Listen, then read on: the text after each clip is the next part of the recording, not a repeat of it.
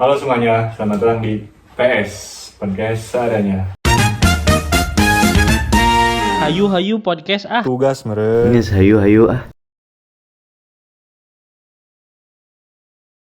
Bersama saya Dapa sebagai host, merupakan mahasiswa program studi PPKN dari kampus IPI Garut semester 5. Dan kali ini saya ditemani oleh dua rekan saya yang mungkin bolehlah perkenalan terlebih dahulu kalian. Sok. Iya, kenalan. Yang dulu aja. Tapi mau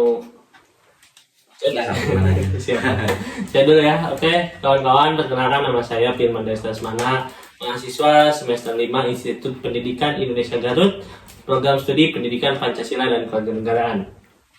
Perkenalkan, nama saya Ilham Lupi. Saya juga mahasiswa aktif program studi Pendidikan Pancasila dan Kewarganegaraan. Tentunya saya juga semester 5 ya. Ini sama kawan-kawan satu prodi juga, apa ya? Sekelas juga Kelas juga dan Satu tongkrongan. Asik. Oke, BTW soal perkuliahan kita nih, kita kan udah jauh ya, udah sampai semester 5 kali ini. betul. Tapi sebenarnya aku kepo deh soal kehidupan kalian sehari-hari di semester 5 ini. Apakah masih ada nyantai-nyantainya kah atau full sibuk kah? Coba spill boleh. Kalau kesibukan mungkin ya di semester 5 ini sebenarnya tidak jauh dari kitanya mahasiswa. Kita disibukkan memang oleh rangkaian akademik karena sudah di semester 5, semester yang memang cukup pusing juga dengan beberapa kuliahnya, dengan beberapa observasinya. Juga mungkin ya kita sibuk juga di organisasi, di kegiatan-kegiatan yang memang ada di organisasi dan juga kegiatan pribadi tentunya. Oke, kalau di saya ya mungkin tentunya di semester 5 ini semuanya juga pasti merasakan ya. Kita yang merasakan Betul juga yang sekali. nonton mungkin juga merasakan. Bagaimana Jadi.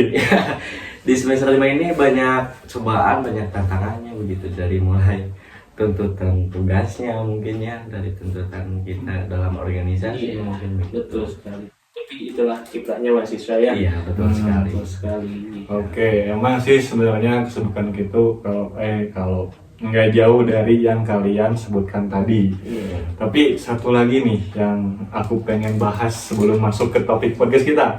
Soal kemarin yang event besar di kampus kita, Supermomen itu. Oh iya, betul. Gimana sih menurut Betul. kalian? Yang Tampil itu sama kan ada beberapa. Coripens tampil. Iya, betul. Ada band ya, Kang Ilham. Ada band dari si Mata Kaca, Kaca juga. Prison Noise, Coripens. Coripens. Dari DJ juga ada loh. Coba lagu Coripens yang kalian enak itu, wah membekas gimana? Yang mana? Kalau aku sih yang itu sih, sampai jadi kayak sudah lah.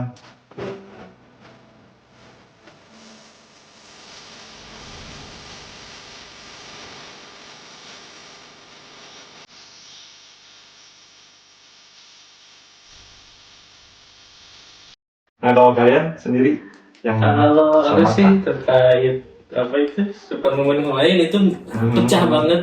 Tapi mungkin Iya ada sih, satu lagu yang memang menurut aku ya itu paling pecah itu di lagu yang Penyangkalan. Karena memang apa tuh anak muda lah Keren. yang memang mungkin kebanyakan juga ada yang lagi patah hati sampai nangis gitu Kang Ilham. Betul. Coba mungkin dari Kang Ilham Yang apa mana? ini yang lagu yang memang Selama enak gitu. Sadra, Penyanggalan.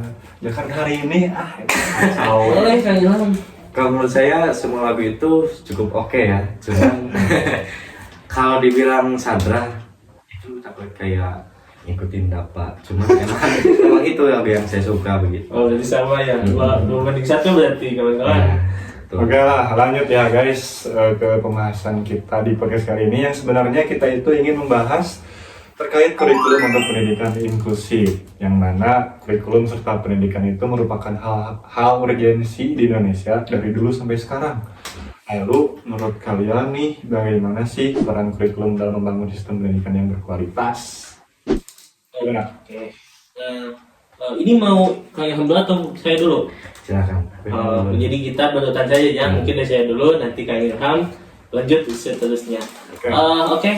kita mungkin pada topik kali ini ya, karena memang kita sebagai mahasiswa yang memang notabene pendidikan, kita membahas tadi apa? Kurikulum kan? Kurikulum Nah, pendidikan inklusif. kalau menurut saya sendiri, kurikulum itu layaknya blueprint atau cetak biru dalam pendidikan. Nah, khususnya cetak biru itu apa sih? Cetak biru yang memang merupakan salah satu pembangunan dalam pendidikan. Dalam artian ini itu sebagai apa ya? Arahnya nanti kemana ini pendidikan ini, yang memang kurikulum itu yang mengaturnya. Nah, juga untuk kedepannya itu bisa lebih terencana dengan goalsnya yang jelas, kurikulum yang memang sistematis, memastikan pembelajaran tidak asal-asalan, juga terstruktur dan sesuai kebutuhan peserta didik sekarang dan juga di masa depan. Itu kalau menurut saya. Ya, kalau dari saya mungkin kurikulum itu sebagai penghubung ya antara siswa, guru dan kebutuhan sosial begitu. Dengan kurikulum yang tepat, anak-anak itu enggak cuma paham teori aja, tetapi juga siap menghadapi realitas sosial dan budaya yang sangat beragam gitu. Oke, jadi kalian itu sebenarnya setuju ya kalau kurikulum itu bukan hanya soal isi pelajaran, Iya. tapi juga nilai dan kompetensi yang ini tanamkan ya. Oke, lalu, nah gimana kurikulum itu bisa terus diperbarui supaya nggak ketinggalan zaman? Gimana tuh? Setelah kurikulum yang, kalau kurikulum sendiri ya, mungkin sudah tahu lah, sampai saat ini itu memang sudah melewati beberapa proses perubahan sampai saat ini.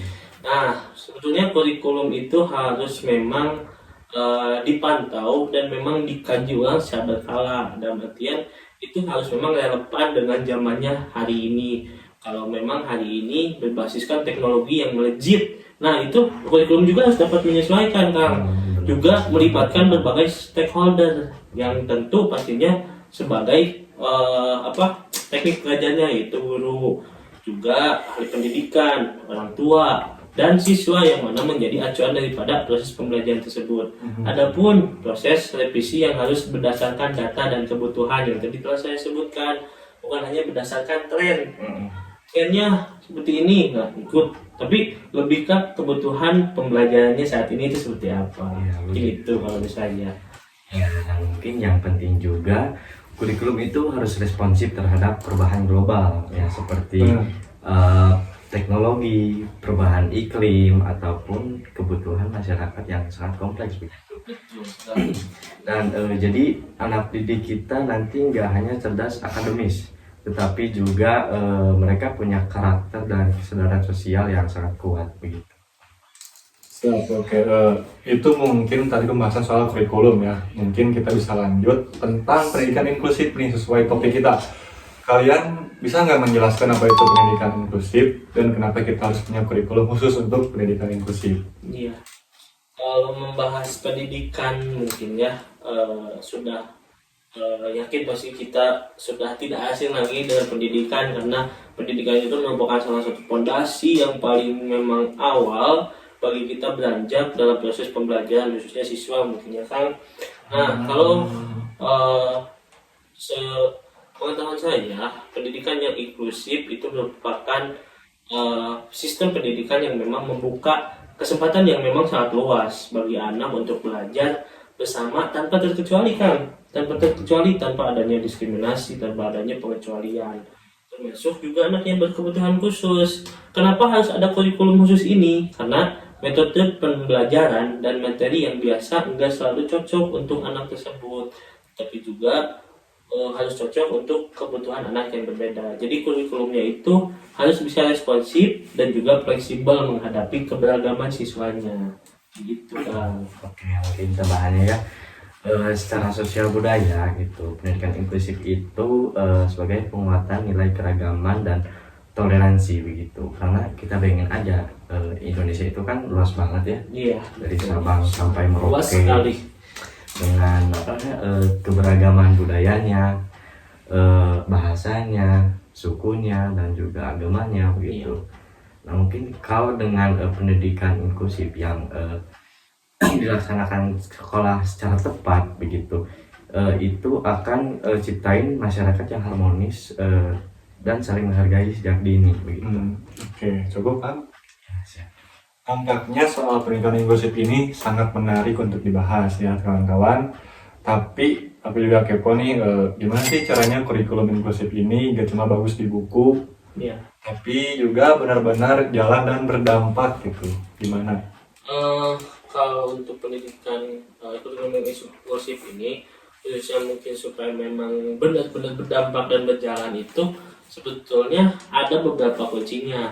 Nah, tapi menurut saya kuncinya itu ada di fleksibilitas dan diferensiasinya dalam proses pembelajarannya. Jadi tidak hanya sekarang kurikulumnya saja yang memang bagus nih, tapi juga bagaimana orang ataupun teknik yang menyampaikannya. Salah satunya yang pastinya itu guru.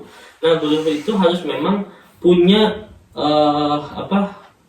basic yang memang bagus. Guru itu harus dilatih buat tahu bagaimana cara menyesuaikan materi, metode pembelajarannya, juga media pembelajaran yang memang harus sesuai dengan kebutuhan anak-anak yang berbeda.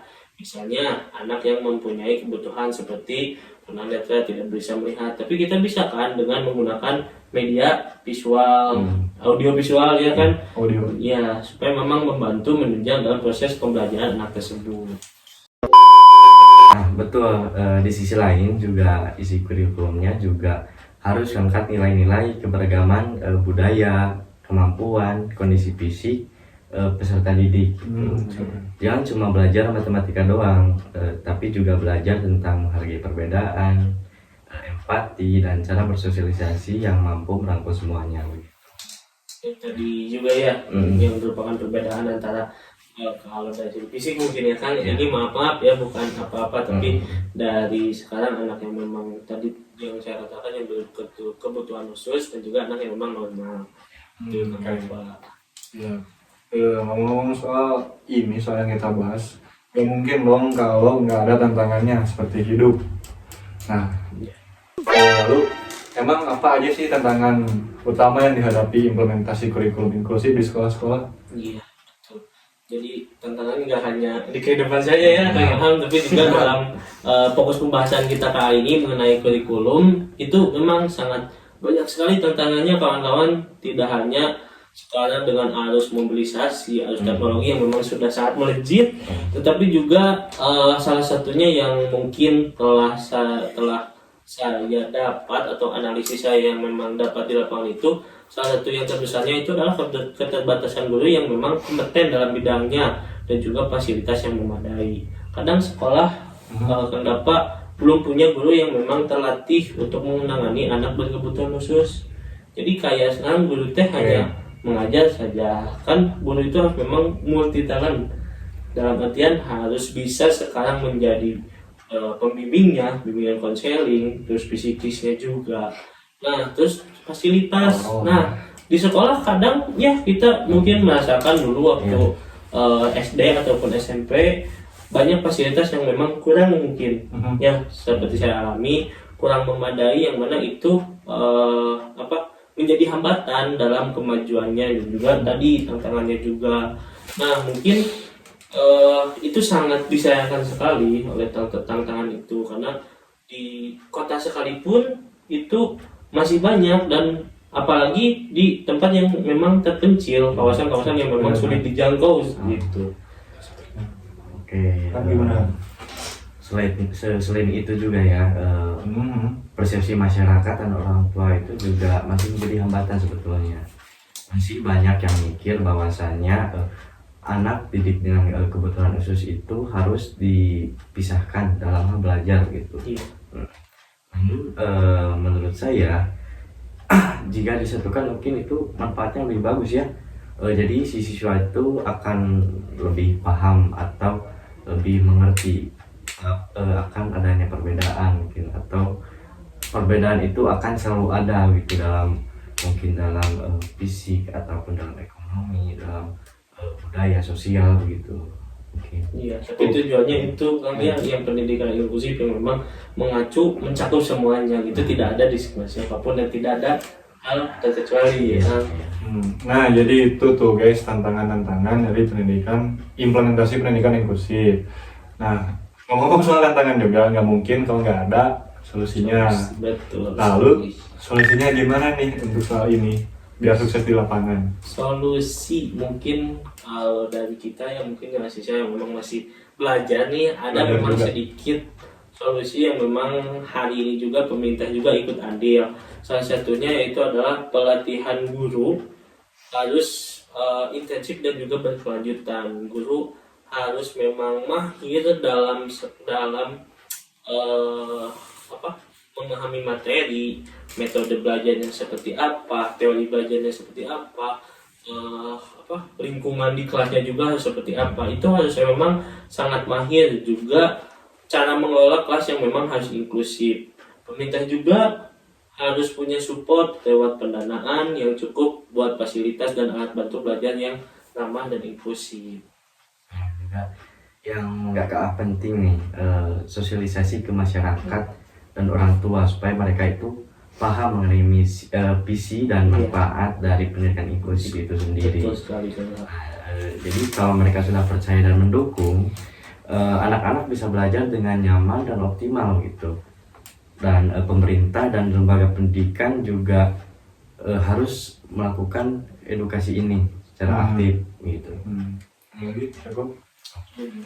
Ngomong-ngomong soal ini dan kita sudah sejauh ini, saya jadi penasaran dengan dinamika yang terjadi di dalam hal ini. Jadi menurut kalian bagaimana dinamika hubungan antara guru, orang tua, dan siswa dalam pendidikan inklusif tersebut?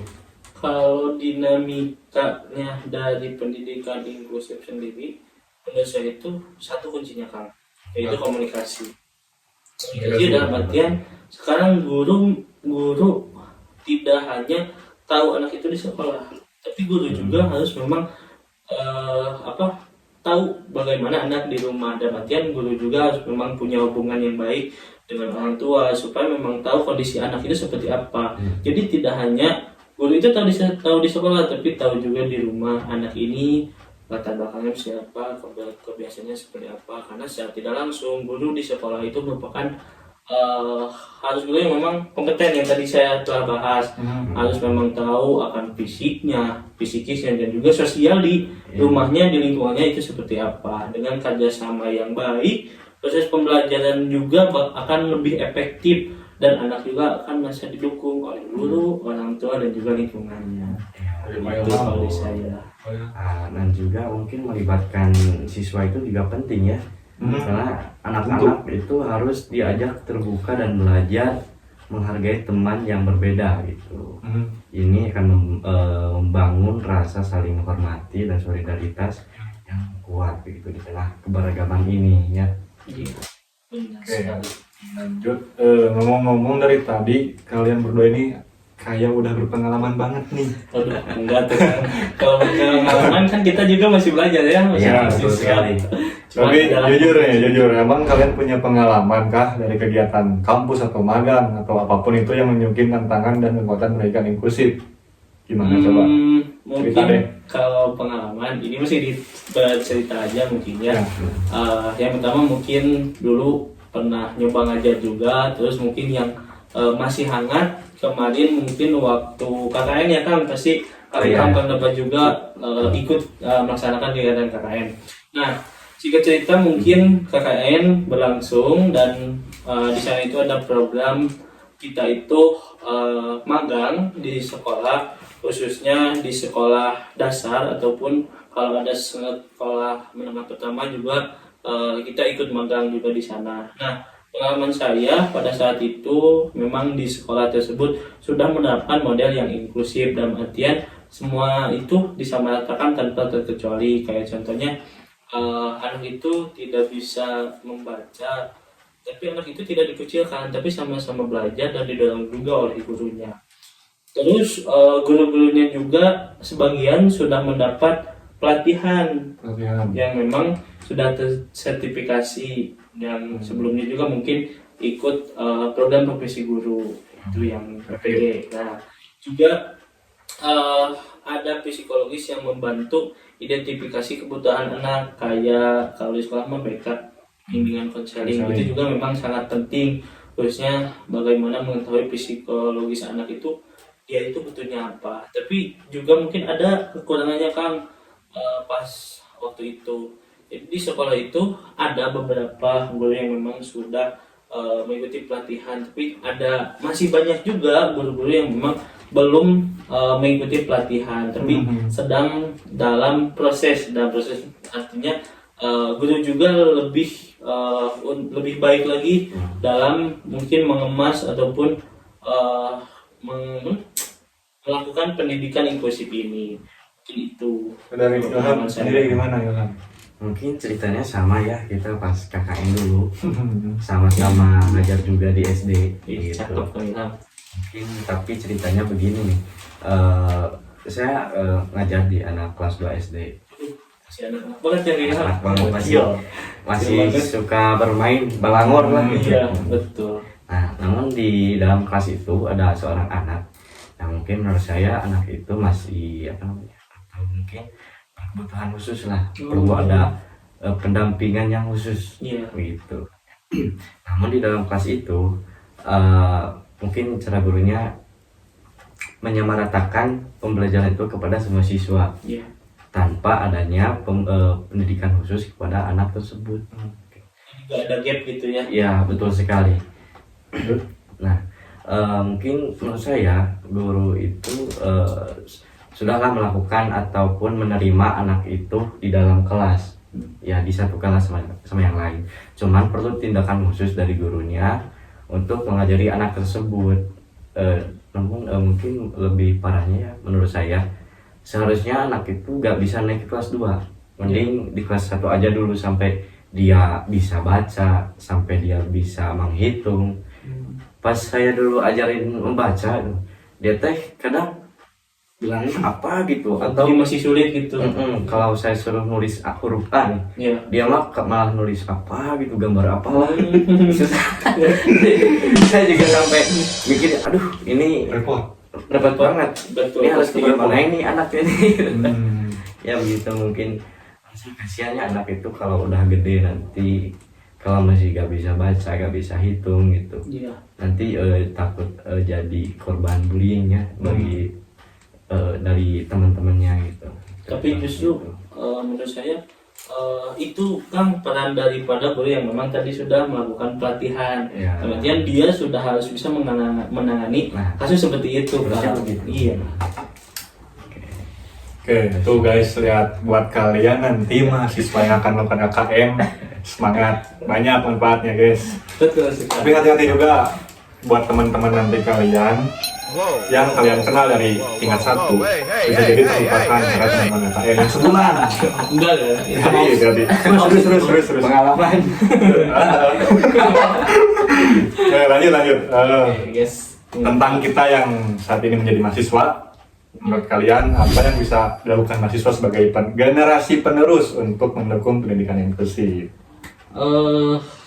Dalam konteks mendukung ya Kang, mendukung daripada pendidikan inklusif ini, khususnya mungkin kita ya sebagai mahasiswa yang sekarang masih belajar, tapi mudah-mudahan kedepannya bisa lebih baik ya Kang.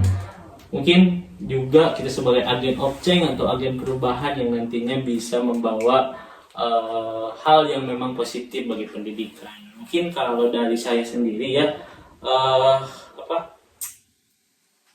bisa dimulai daripada diri kita sendiri. Mungkin kita sebagai pendidik yang juga notabene pendidikan dari PPKN juga untuk kedepannya mendorong kemajuan pendidikan, itu bisa dimulai daripada diri kita sendiri, belajar tentang bagaimana inklusivitas dan memperluas wawasan soal bagaimana mengelola keberagaman, bagaimana mengelola pembelajaran yang memang efektif dan inklusif Kang. Itu selain itu juga kita bisa ikut andil juga dalam kegiatan sosial di lingkungan juga, yang mana kalau di lingkungan sendiri kan kadang banyak nih anak-anak kecil, anak-anak yang masih di bangku sekolah menengah pertama, sekolah menengah atas, itu kita bisa masuk ke sana mengamati dan juga membantu supaya memang anak-anak tersebut bisa terdorong dalam konteks pendidikannya. Itu Bang dari saya. Gimana? Oke juga mungkin selain itu ya kita bisa ikut amputasi lewat organisasi kemahasiswaan atau kampus Betul. gitu ya. Karena memang ada. Nah, kita dorong adanya pelatihan guru dan sosialisasi pendidikan inklusif. Jadi kita itu bukan cuma pengguna tetapi juga penggerak perubahan. Mungkin opceng banget ini berat Mahasiswa. Nah, mungkin ini terakhir ya. Apa sih emang harapan kalian untuk pendidikan inklusif di Indonesia dalam 5 sampai 10 tahun ke depan? Kalau untuk pendidikan mungkin banyak ya kan harapannya dari berbagai segi malah harapannya. Tapi kalau dari konteks yang kita barusan terkait pendidikan inklusif, harapan saya semoga pendidikan inklusif ini bukan lagi program khusus tapi juga menjadi salah satu sistem yang memang melekat kepada semua sekolah, baik itu sekolah dasar, sekolah menengah pertama dan sekolah menengah atas, dengan kualitas guru dan yang memang kompeten, juga fasilitas yang memang memadai agar tertunjangnya mungkinnya pembelajaran yang tadi sudah dijelaskan, juga semua anak bisa mendapatkan pendidikan yang sesuai dan berkesempatan berkembang secara maksimal. Dari saya mungkin ya, saya berharap masyarakat kita itu semakin terbuka dan sadar pentingnya inklusivitas gitu, sehingga nilai-nilai penghargaan terhadap keberagaman menjadi budaya sehari-hari begitu. Pendidikan inklusif pun jadi mata rantai perubahan sosial positif untuk masa depan bangsa. Betul sekali Kang Ilham, karena masyarakat juga memiliki peran yang sangat penting ya dalam sekarang tertunjangnya mungkin pendidikan inklusif, juga pendidikan para anak. Cukup mungkin. Cukup Kang Ilham. Masih ada mungkin dari Kang Ilham? Udah cukup, udah sangat jelas. Nah, mungkin guys ya, mohon maaf tapi pembahasan kita kali ini akan dicukupkan sekian. Karena masih kalau menggali lagi mungkinnya masih panjang, cuman karena memang kita disubjektifkan, dikerucutkan pada pendidikan inklusif, jadi mungkin sampai sini ya Kang Dapat. Ya, mungkin itu cukup. Semoga pembahasan kita kali ini dapat memberikan manfaat pengalaman untuk kita dan juga para penonton video ini kalian. Oke, terima kasih ya. Sekian kawan-kawan. Sampai jumpa di episode selanjutnya kalau ada bersama kami PES Podcast seadanya. See you.